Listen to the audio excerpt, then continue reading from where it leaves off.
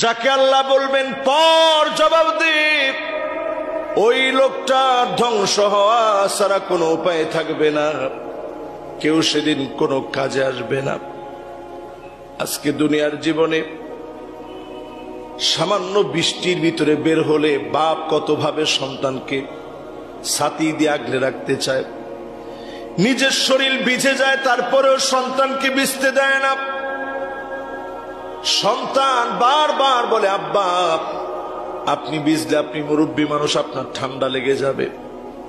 এরপরও বাপ সন্তানের দিকে ছাতাটা ধরে রাখে। গতকালকের অনেকগুলা দৃশ্য দেখলাম, যেই দৃশ্যগুলো আমার মনের ভিতরে নাড়া দিয়েছে।